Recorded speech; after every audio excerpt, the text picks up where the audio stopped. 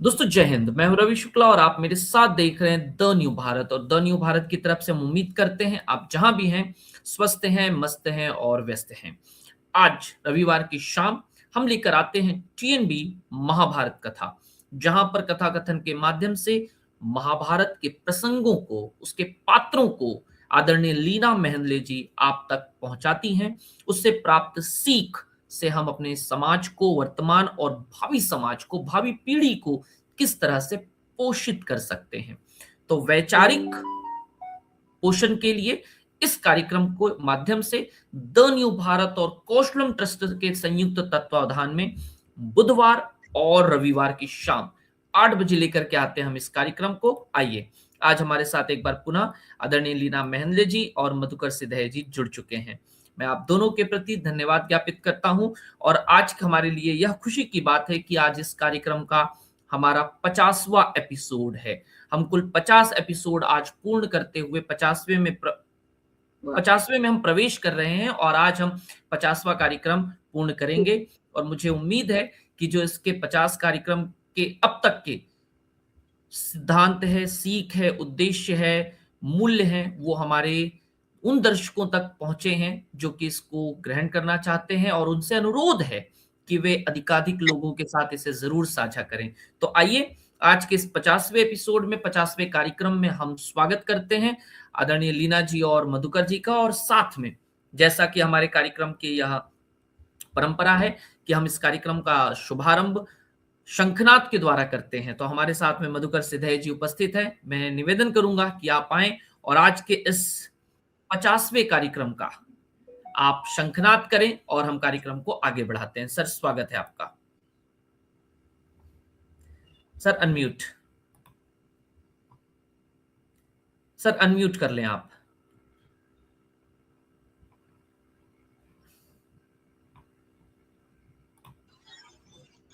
जी sir. नमस्ते रवि जी।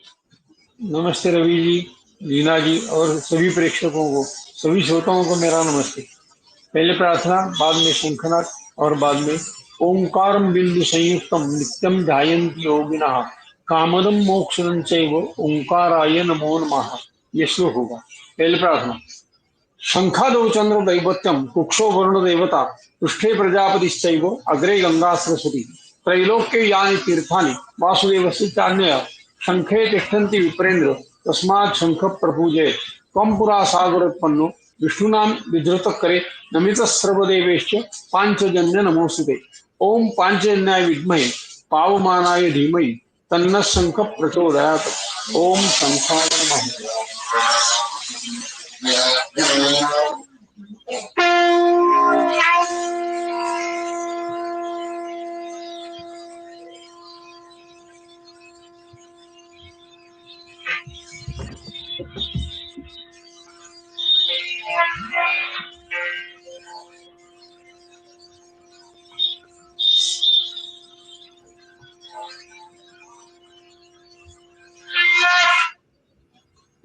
अभिषेक।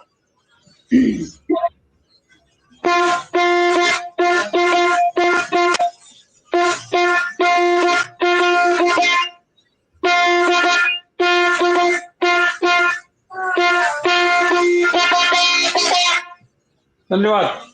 बहुत बहुत धन्यवाद सर। और पिछले कार्यक्रम में हमने अगस्त्य मुनि की कथा सुनी और आज हम सुनने जा रहे हैं महर्षि दधीचि के उच्चतम त्याग की कथा। तो आइए, आदरणीय लीना जी का स्वागत करते हैं आज के इस कार्यक्रम में कि वे इस कार्यक्रम को आगे बढ़ाएं। मैम, स्वागत है आपका। तो रवि, आपके सभी दर्शकों को और ये सुनने वालों को मेरा बहुत बहुत नमस्कार। और हम अपनी गणेश वंदना से पहले आरंभ करते हैं। तो वक्रतुंड महाकाय सूर्यकोटि समप्रभ निर्विघ्नं कुरु मे देव सर्वकार्येषु सर्वदा। और हम श्री कृष्ण के प्रति भी अपना समर्पण व्यक्त करते हैं। त्वमादिदेवः पुरुषः पुराणः त्वमस्य विश्वस्य परन्निधानम् वेत्तासि वेद्यं च परं च धाम त्वया ततं विश्वमनंत रूप। और अब हम आते हैं आज अगली कथा, जो कि महर्षि दधीची की कथा, और ये महाभारत में वर्णित है। ये प्रसंग है कि पांचों पांडव और द्रौपदी जब वनवास कर रहे हैं 12 वर्ष का, और उसमें अर्जुन चला गया है ताकि उसे पाशुपात अस्त्र और देवताओं के अस्त्र वो ला सके जो आगे युद्ध में काम आएंगे। और बाकी 4 पांडव और द्रौपदी, इनके साथ सारे ऋषि मुनि आकर के एक के बाद एक भेंट करते हैं।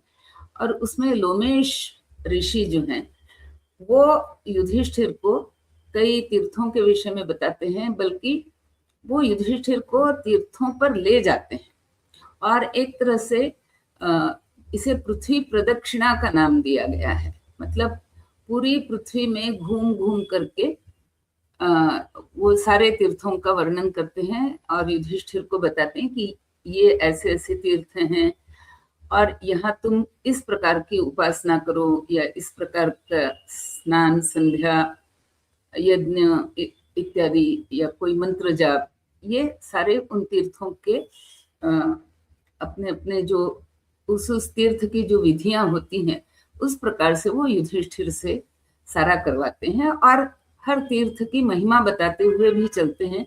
तो उस महिमा का जो आख्यान है वो हमारे पूरे महाभारत में ये जो कई सारे ऋषियों की या दूसरे, जैसे हमने नल राजा की कथा सुनी, फिर अगस्त्य ऋषि की कथा सुनी, और आगे भी हम और भी कथाएं देखेंगे।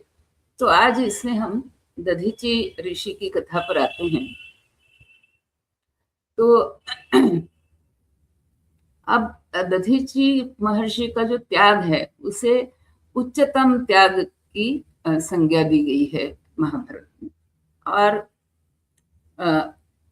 बल्कि आज अगर समय हुआ तो हम एक और त्यागी व्यक्ति के त्याग की भी बात करेंगे, लेकिन पहले हम दधीची की कथा पर आते हैं। तो हुआ ये कि जो देवासुर संग्राम सदा होते रहते हैं, तो एक ऐसी स्थिति आई जब कालकेय नाम के राक्षसों का बल और संख्या दोनों ही बहुत अधिक बढ़ गए और वे लोगों को तंग करने लगे, ऋषियों के आश्रमों को ध्वस्त करने लगे। और ये सब करने के लिए उन्हें लगा कि हम तो अपने आप में वैसे तो हम शूरवीर हैं, हम अपने बलबूते पर ये सब कर रहे हैं, पर हमारा कोई एक राजा हो, नेता हो, ताकि हम लोगों को उसके नाम से भी डरा सकें।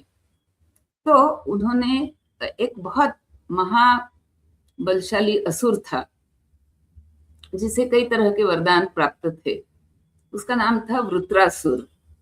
तो इन सारे कालकेयों ने वृत्रासुर को अपना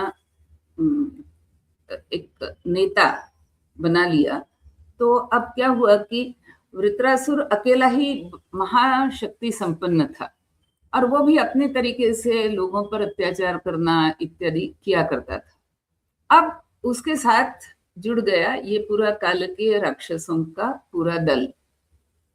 तो अब उनके अत्याचारों की कोई सीमा नहीं रही और वृत्रासुर को इस प्रकार के कई बार तपश्चर्या करके कई बार उसने वर इस प्रकार से प्राप्त किए हुए थे कि उसकी मृत्यु जो है वो लगभग, मतलब उसे मार सके ऐसी कोई भी ना तो कोई व्यक्ति ना कोई वस्तु, इस प्रकार उसका शरीर बना हुआ था कि जिस पर कोई भी सामान्य वस्तु जिससे इस पृथ्वी के सारे लोगों की रचना होती है, ऐसी कोई भी वस्तु उसके शरीर को भेद नहीं सकती है, उसके शरीर को काट नहीं सकती। तो इस प्रकार वो एक तरह से कभी भी किसी भी युद्ध में पराजित ना हो सके, कोई उसे हरा नहीं सके, कोई उसे मार नहीं सके, ऐसे उसके पास वरदान प्राप्त थे। तो जब उसने कालकेयों के साथ मिलकर के पृथ्वी पर अत्याचारों की मालिका आरंभ कर दी, तो फिर सब लोग भागे भागे देवताओं के पास गए, देवता सारे भागे भागे ब्रह्मा जी के पास गए और ब्रह्मा जी से कहा कि आपने इसको इस प्रकार के वरदान दिए हैं, इसके शरीर को आपने इतना मजबूत कर दिया है कि अब पृथ्वी तल पर कोई ऐसी वस्तु नहीं है जिसको लेकर के इसको मारा जा सके, इसका वध किया जा सके। तो ब्रह्मा जी ने कहा कि नहीं, हम अब विष्णु के पास चलते हैं और विष्णु से पूछते हैं कि इसका क्या काट है। तो जब वो विष्णु के पास गए तो विष्णु ने कहा कि एक व्यक्ति है पूरे इस संसार में, उसके पास इस वृत्रासुर को मारने का पूरा उसके पास सामग्री है, साधन है, लेकिन उसके लिए उसे बहुत बड़ा त्याग करना पड़ेगा। तो तुम सब लोग मिल करके उसके पास जाओ, उनके पास जाओ और उनसे ये प्रार्थना करो कि आप हमें वर दीजिए, आशीर्वाद और वरदान दीजिए। और जब वे पूछें, पहले वो स्वीकार कर ले कि हाँ मैं तुम्हें वर देता हूं, मांगो जो मांगना है, तब तुम मांगना। और सारे के सारे देवता सम्मिलित स्वर में ये वरदान उनसे मांगना कि हमें आपके शरीर की हड्डियां चाहिए, ताकि उससे एक बहुत भयानक शस्त्र का निर्माण किया जा सके जो वृत्रासुर के देह को छेद सकता है या काट सकता है और इस प्रकार वृत्रासुर की का वध करने में हमारी सहायता कर सकता है। तो देवताओं ने कहा ठीक है, हम जाकर के दधीची महोदय से ये बात कहते हैं। तो विष्णु ने कहा कि लेकिन आप लोगों को उन्हें ये भी समझाना होगा कि जो उनके शरीर की हड्डियां जो चाहिए वो उसकी प्रक्रिया बहुत ही कष्टकर होंगी, बहुत ही दुख प्रदान करने वाली होंगी, बहुत कष्ट देने वाली होंगी उनके लिए। और वो प्रक्रिया क्या होगी कि नमक का गाढ़ा एक घोल बना करके उस पूरे घोल को अपने शरीर पर बारंबार वो डालते रहें और ताकि उनका शरीर गलने लगे। तो पहले उनकी त्वचा गलेगी, फिर उनका मांस और रक्त गलेगा, फिर उनका मेद गलेगा, ठीक है। और तब जाकर के और जो हमारे शरीर में वसा यानी फैट जिसको हम इंग्लिश में कहते हैं, तो जो वसा जमा होती है वो सारी गलेगी। और ये जब तक ये सारे उनके शरीर के बाहरी जो हैं संसाधन वो जब तक गलते रहेंगे तब तक उन्हें, क्योंकि उनका मस्तिष्क जो है वो जीवित रहेगा, उनकी ज्ञानेंद्रियाएं जो अन्य ज्ञानेंद्रियाएं हैं वो जीवित रहेंगी, तो उन्हें वो वेदना, वो दुख, वो कष्ट उन्हें झेलना पड़ेगा।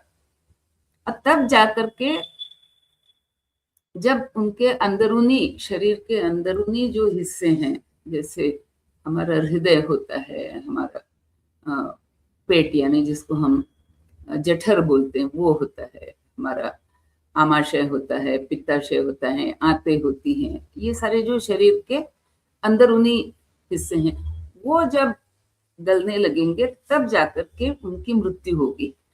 और उसके बाद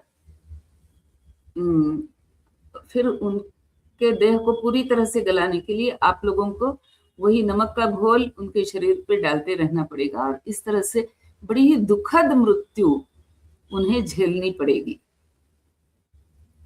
तो सब देवता तो बड़े संकोच में पड़ जाते हैं कि भाई दधीची मुनि से कैसे कहें, लेकिन एक तरफ संसार को ही बचाना है, अन्यथा ये राक्षस पूरा विध्वंस कर रहे हैं। तो सारे देवता निश्चय करते हैं कि वो जाएंगे दधीची के पास। लेकिन उन्हें थोड़ा ये भी एक आश्चर्य लगता है कि वह वृत्रासुर जिसके शरीर को इस संसार की अन्य कोई भी वस्तु उसको काट नहीं सकती, छेद नहीं सकती, उसके शरीर को दधीची ऋषि की हड्डियां किस प्रकार से छेद सकती हैं।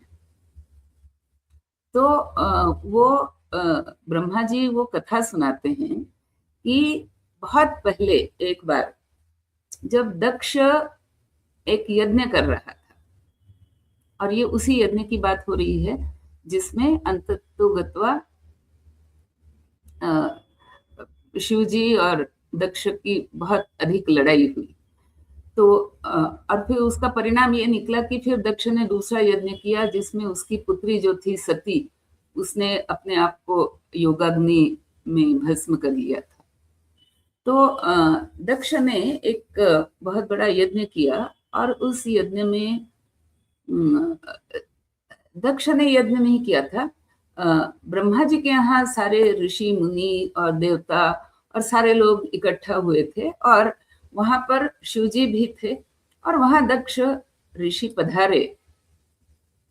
तो सभी देवताओं ने उठ करके, दक्ष प्रजापति हैं तो उनके सम्मान में बाकी सारे लोग उठ करके खड़े हो गए। ब्रह्मा जी नहीं हुए क्योंकि ब्रह्मा उनके पिता हैं, और शिव जी नहीं हुए जबकि शिव जी उनके दामाद हैं। तो दक्ष को बड़ा गुस्सा आया, उसने कहा कि ये मेरा दामाद है, तो इस नाते से तो मैं बड़ा हूं और ये उठ करके मेरा प्रणाम नहीं कर रहे हैं। और ब्रह्मा जी समझ रहे थे कि शिव से बड़ा कोई नहीं है, तो शिव क्यों उठने लगेंगे। खैर, तो दक्ष को बड़ा गुस्सा आया और उसने शंकर शिव जी से बहुत भली बुरी उनको कही, बहुत खरी खोटी सुनाई, और क्रोध में तमतमाते हुए वो चले गए। और फिर उसने तय किया कि मैं एक यज्ञ करूंगा, और इस यज्ञ में मैं शिव को आमंत्रण नहीं दूंगा। तो जब दक्ष वो यज्ञ कर रहे थे, जब आरंभ किया, तो सारे संसार के जितने भी बड़े ऋषि मुनि थे सबको बुलाया, तो उसमें दधीची भी आए। तो सभी लोगों ने पूछा कि आपके निमंत्रण पर हम देख रहे हैं कि अन्य अन्य देवतागण आ गए हैं या आ रहे हैं, या उनके आने की सूचना आ पहुंची है, लेकिन शिव जी का कुछ अता पता नहीं चल रहा है, ना उनके कोई आगमन की सूचना है, ना ये समझ में आ रहा है कि क्या उन्हें निमंत्रण भी दिया गया है या नहीं। तो दक्ष ने कहा नहीं, मैंने निमंत्रण नहीं दिया शिव को, क्योंकि शिव ने मेरा अपमान किया है।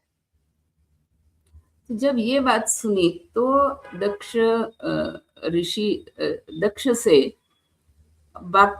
और दक्ष ने ये भी कहा कि मैं प्रजापति हूँ, मैं इतना बड़ा यज्ञ करता हूँ, और इतने सारे यज्ञ मैंने पहले भी किए हैं, आगे भी करने वाला हूँ।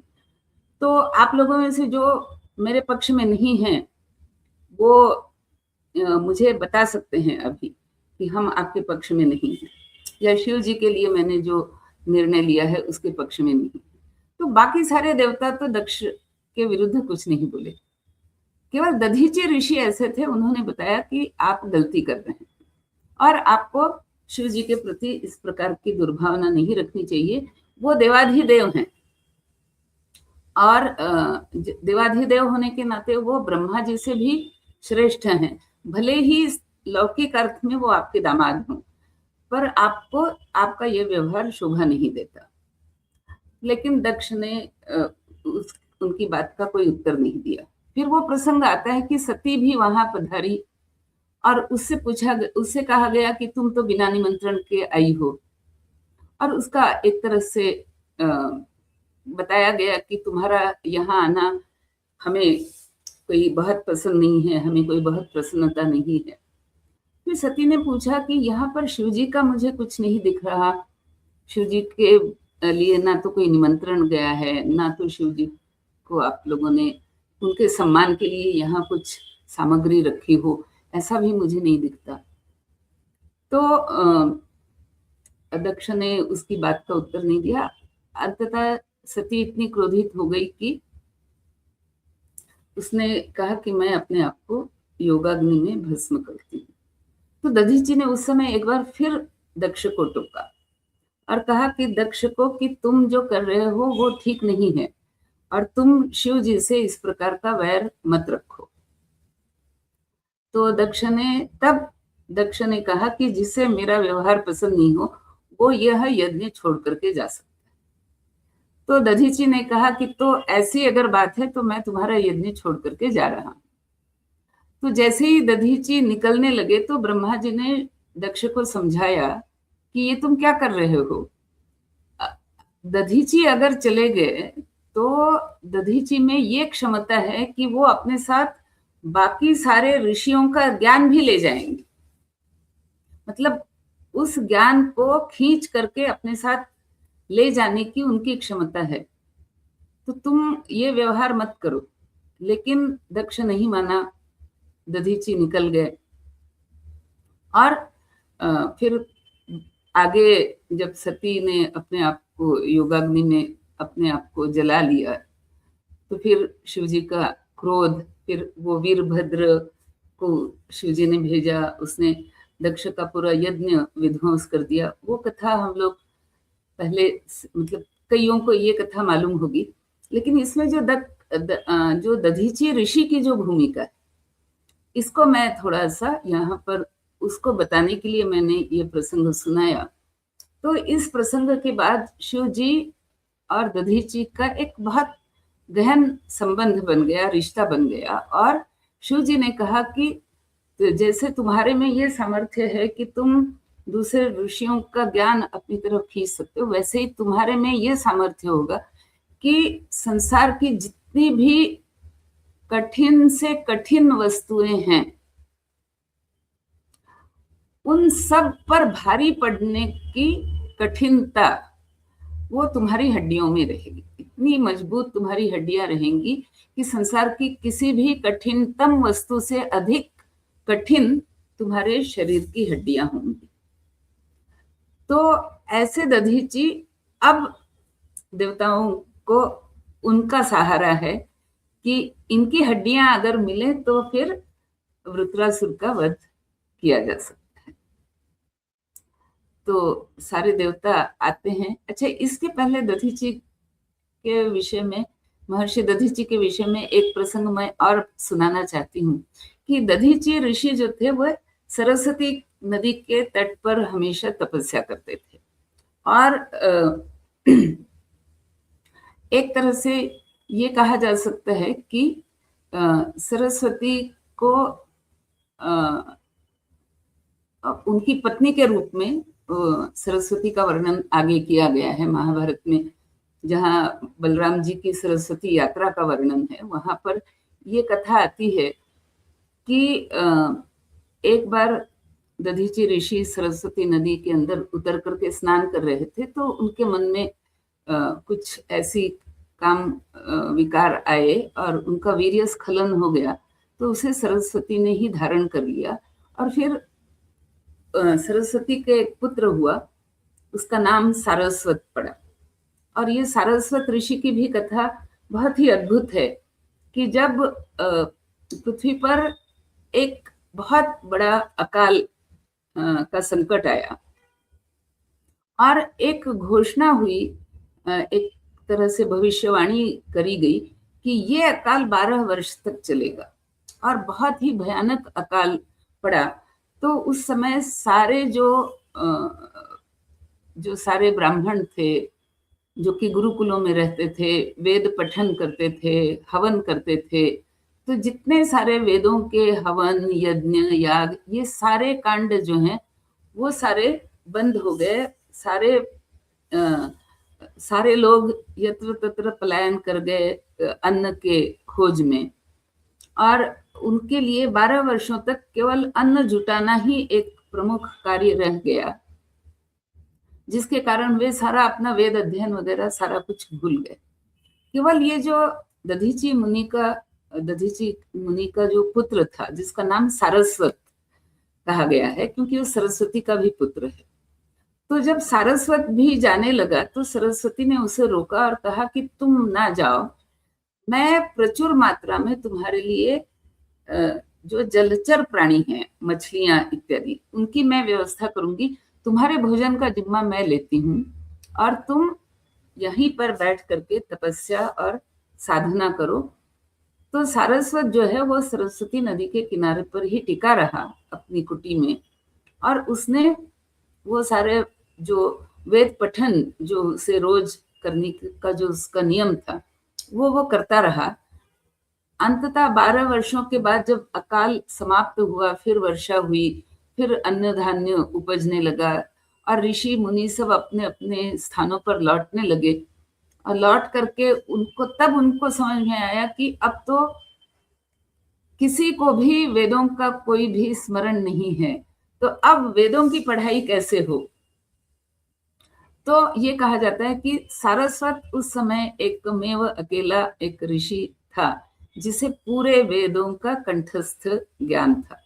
और सारे लोग जब उसके पास आए, तो तमाम बड़े बड़े ऋषि मुनि ब्राह्मण तपस्वी सारे लोग उसके पास आकर के कहने लगे कि आप हमें वेद सिखाओ। तो उसने कहा कि आप लोग सबकी तुलना में मैं बहुत बालक हूँ, तो आप अगर मुझे गुरु भाव से स्वीकार करेंगे तब मैं आपको वेद पढ़ा सकूंगा, अन्यथा मैं नहीं पढ़ाऊंगा। तो सारे लोगों ने उसे गुरु भाव से स्वीकार किया, साष्टांग दंडवत किया और उसकी गुरु के रूप में प्रतिष्ठा की। और फिर उसके कारण वापस वेदों का पूरा ज्ञान जो है वो सारा फिर से समाज में दोबारा से प्रस्थापित हुआ। तो ये तो दधीची, मतलब एक तरह से देखिए, किसी भी पुत्र का जो एक यश होता है वो भी, उसमें भी उसके पिता का तो मतलब पिता का अभिमान भी होता है, पिता का यश भी उसमें होता ही है। तो ये दधीची मुनि के पुत्र की बात कही। अब आते हैं दधीची मुनि पर कि जब देवता सारे उनके पास गए और सारे एक स्वर में उन्होंने कहा कि ऋषिवर हमें आपसे वरदान चाहिए। तो दधीची बहुत ही सौम्य और बहुत ही मतलब बहुत ही पहुंचे हुए, जिसको बहुत ही ज्ञानी ऋषि थे, तो उन्होंने कहा कि ठीक है, तुम पूछो क्या वरदान चाहिए, तुम्हें बताओ, मैं देने को तत्पर हूँ। तब सारे देवताओं ने एक स्वर में फिर से प्रार्थना करके उनसे कहा कि हमें आपके शरीर की हड्डियां चाहिए, जो कि आपके शरीर को गला करके ही प्राप्त होंगी। और वो शरीर गलाने की जो विधि है वो अत्यंत कष्टदायक विधि है। तो लेकिन जब तक वो हड्डियां हमें नहीं प्राप्त होंगी तब तक वृत्रासुर का वध नहीं हो सकता है। तो ऋषि ने कहा कि समाज के लिए अगर मेरी हड्डियां चाहिए तो वे समर्पित हैं समाज के लिए। और फिर ऋषि ने स्वयं उन्होंने कहा कि मैं पहला, मतलब जो नमक का घोल शरीर पर डालने की जो बात आती है, तो पहला मैं अपने पूरे शरीर को उस घोल में पहले भिगो लूंगा, उसके बाद मैं ध्यानस्थ हो जाऊंगा, तो फिर बाद में आप लोग डालते रहना। इस प्रकार ऋषि जो है वो पूरे घोल से अपने को एक बार संपृक्त कर लिया, फिर ध्यान लगा करके बैठ गए। और उसी ध्यान की अवस्था में ही उनका शरीर धीरे धीरे गलता रहा और फिर एक स्थिति ऐसी आई जब पूरा शरीर गल गया और केवल हड्डियां बाकी रही। फिर उन हड्डियों को लेकर के इंद्र गए, सारे देवता गए ब्रह्मा जी के पास कि अब इनसे हमें एक अस्त्र बनाना है। तब ब्रह्मा जी ने कहा कि जैसे आपके यहाँ विश्वकर्मा हैं, बहुत बड़े कारीगर हैं, उसी तरह से एक कारीगर और है जिनका नाम है त्वष्टा, और वे शस्त्र बनाने की कला में निपुण हैं। तो उनसे कहिए कि एक षटकोण के आकार का एक शस्त्र वो बना करके तुम्हें देंगे। इस प्रकार दधीची ऋषि की हड्डियों से त्वष्टा ने एक शस्त्र बनाया, अस्त्र बनाया, जिसका नाम वज्र। और देखिए कि हनुमान जी का भी जब वर्णन हम करते हैं तो वज्र देह दानव दलन जय जय जय कपीशूर, है ना। तो वज्र देह जिसका हो वो केवल दधीची के ही बराबर हो सकता है। तो फिर उस वज्र को लेकर के इंद्र और सारे देवता गए और उन्होंने वृत्रासुर पर और सारे काल के राक्षसों पर आक्रमण किया। तो देवताओं ने तो कालकेय राक्षसों के साथ युद्ध किया। और जब वृत्रासुर सामने आया, वृत्रासुर इतना अधिक बलशाली था, इतना अधिक सामर्थ्यवान था कि सारे लोग उसके सामने कांपते थे। तो इंद्र का भी वर्णन आता है कि उसने जो मंत्र उसे बताए गए थे, उन मंत्रों के साथ, उन मंत्रों के उच्चारण के साथ वज्रास्त्र जो है वो छोड़ा वृत्र के ऊपर। लेकिन उसे फिर भी ये भरोसा नहीं था कि वृत्र वास्तव में मरेगा या नहीं मरेगा।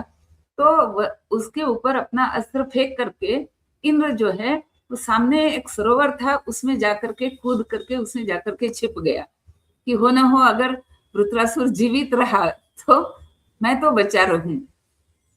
लेकिन चूंकि वज्रास्त्र से वृत्रासुर का अंत हुआ और फिर देवताओं ने फिर अपना मोर्चा संभाला और कालकेय राक्षसों के पीछे पड़े, तो कालकेय राक्षस भी कूद करके समुद्र में उन्होंने छलांग लगाई और समुद्र का उन्होंने आश्रय लिया। और इस प्रकार वृत्रासुर का अंत हुआ। फिर इंद्र बाहर निकला उस सरोवर से जहाँ छिप के बैठा हुआ था, और फिर मतलब सबने कुछ समय के लिए एक श्वास लिया, गहरा श्वास, की चलो बचे, वृत्रासुर के अत्याचारों से तो हम बच गए।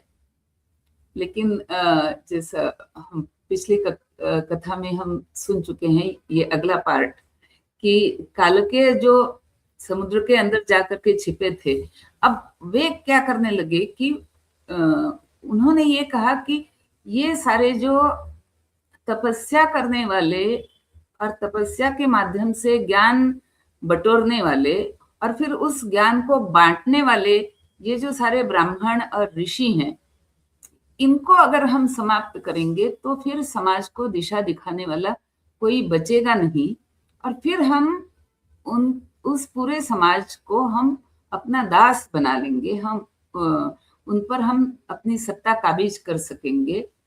इसलिए दिन में छिपकर रहो समुद्र के अंदर, रात को आकर के जिसे जो बन पड़े उन ब्राह्मणों को और तपस्या करने वाले ब्राह्मणों को, या जो ज्ञान प्राप्त कर चुके हैं, जो ज्ञानी हैं और जो दूसरों को अध्ययन करा रहे हैं, दूसरों का अध्यापन कर रहे हैं, ऐसे मतलब आप सोचो कि ये वर्णन जब मैं पढ़ती हूँ तो मेरे रोंगटे खड़े हो जाते हैं कि एक ऐसी भयावह स्थिति ये कालकेय लाना चाहते थे, जबकि सारे विद्वान, सारे ज्ञानी, सारे समाज को रास्ता दिखाने वाले, जो समाज की रक्षा कर सकें, इस प्रकार समाज को प्रवृत्त करने वाले, ऐसे सारे विचारक लोग जब मारे जाएंगे और समाज में केवल वही लोग बचे रहेंगे जिनको रास्ता दिखाने वाला कोई नहीं है, और फिर हम उन पर राज करेंगे, ये सोच कितनी भयावह है। और वो सोच आज भी हमें जगह जगह देखने को मिलती है। तो फिर उन कालकेयों का विनाश करने के लिए अब सारे देवता फिर दुखी कि भाई अब इन कालकेयों को क्या किया जाए। तब हम वापस लौटते हैं अगस्त्य ऋषि की कथा पर, जो हमने पिछले मतलब बुधवार को मैंने बताई कि तब अगस्त्य ऋषि को पूरा समुद्र पी जाना पड़ा, पूरा समुद्र अगस्त्य ऋषि पी गए, ताकि कालकेय जो है वो सामने आ जाएं और देवतागण उनको एक एक करके उनका वध कर सके। तो जैसे जैसे अगस्त्य ऋषि समुद्र को पीते गए, तो पहले जो किनारे किनारे थे वे राक्षस बाहर आते गए, देवता उनको मारते गए। फिर जैसे और समुद्र का जल पीना शुरू किया तो और अंदर वाले राक्षस एक्सपोज हो गए, उन्हें मारा। ऐसे करते करते पूरा समुद्र सूख लिया और पूरे कालकेयों का नाश हुआ। तो एक प्रकार से ये दधीची की कथा के साथ साथ ये अगस्त्य ऋषि की कथा एक जुड़ जाती है अपने आप। और इसके साथ ही फिर आगे भगीरथ की कथा और गंगा को स्वर्ग से उतारने की कथा भी जुड़ती है, क्योंकि अगस्त्य ऋषि ने जब समुद्र पी लिया तो उन्होंने बड़ी डकार ली, और डकार करके उन्होंने कहा कि अब तो ये सारा जल मैंने पचा लिया समुद्र का, अब ये वापस आपको नहीं मिलने वाला, आप इसके लिए कोई दूसरा उपाय करो। तब सारे देवताओं ने मिलकर के मतलब ये सोचा कि किसी उपाय से पृथ्वी पर गंगा को भेजना पड़ेगा ताकि वो पूरे समुद्र को दोबारा पानी से भर सके। तो इस प्रकार एक तरह से देखा जाए तो गंगा का जो अवतरण हुआ है, हालांकि महाभारत के पूरे इसके समय का जो भान है उसको अगर हम देखें, समय का निर्धारण अगर हम देखें, तो अगस्त्य ऋषि के समुद्र को सोख लेने के कई वर्षों बाद भगीरथ का कथानक आरंभ होता है। बीच में कई वर्ष गुजर जाते हैं, कई वर्ष, और उन वर्षों में समुद्र के ना होने के कारण जो भी पृथ्वी पर संकट है वो है, लेकिन कम से कम काल के राक्षसों से पृथ्वी को बचा लिया गया, रुद्रासुर से पृथ्वी को बचा लिया गया, समाज को बचा लिया गया। ये करने में इन सारे ऋषियों की एक बहुत बड़ी तपस्या, बहुत बड़ा त्याग, उनका सामर्थ्य, ये सारी बातें ऐसी हैं जो कि हमारे समाज के लिए एक देन के स्वरूप में थी। अन्यथा दधीची ऋषि की हड्डियों में जो एक काठिन्य है, कठिनता है, जिसके कारण वो किसी भी दूसरे शस्त्र को वो छेद सकता है, तो ऐसी कठिनता जिसके पास हो, है ना, जैसे आज के अगर हम बात करें, साइंस की बात करें, तो हम ये कहते हैं कि हीरा जो है वो सबसे कठिन होता है, तो हीरा जो है वो बाकी सब कठिन वस्तुओं को काट सकता है, लेकिन हीरे को अगर काटना है तो आपको दूसरा हीरा ही लेना पड़ेगा, और उन दोनों हीरों में फिर तुलना करनी पड़ेगी कि कौन जरा सा भी अधिक जो कठिन है वही कम कठिन हीरे को काट सकता है। अन्यथा हीरे को भी, अब तो खैर आर्टिफिशियल डायमंड्स का जमाना आ गया है तो उसकी मैं बात नहीं कर रही, लेकिन जो प्राकृतिक हीरे होते हैं उन्हें काटने के लिए हीरों का ही इस्तेमाल करना पड़ता है, तो वो सबसे कठिन वस्तु मानी जाती है आज के दिन में। लेकिन अगर हम दधीची ऋषि की कथा पर जाते हैं तो उनके शरीर से बना हुआ वज्र जो है वो संसार का सबसे कठिनतम अस्त्र कहा जा सकता है। तो आज हम यहाँ पर विश्राम करते हैं, कथा को विराम देते हैं, और आगे बुधवार को एक अन्य कथा के साथ हम फिर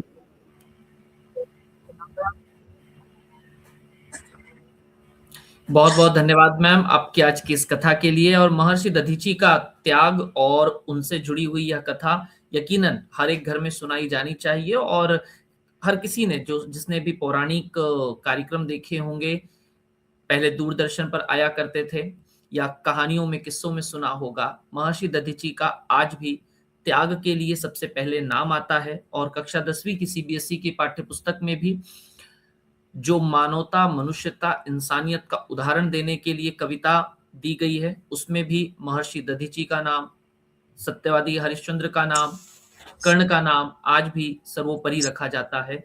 और यह भावी पीढ़ियों को समझना चाहिए कि जो अपने शरीर का त्याग देकर के मानवता को जीवित रखने और दूसरों की मदद के लिए सदैव तैयार रहते हैं, वही भविष्य में याद किए जाते हैं। तो कविता मैथिली शरण गुप्त ने लिखा भी है कि हुई न यो सुमृत्यु तो वृथा मरे वृथा जिए, वही मनुष्य है कि जो मनुष्य के लिए मरे। तो यकीनन हमें इस बात का ध्यान रखना है कि मनुष्य वही है और मृत्यु उसी की सुमृत्यु कहलाती है जो औरों के लिए जीता है और औरों के लिए मरता है। तो आज के लिए हम यहीं पर रुकते हैं महर्षि दधीची के उच्चतम त्याग की कथा के साथ में, और फिर जुड़ेंगे अगली कथा के साथ में बुधवार की शाम ठीक 8 बजे।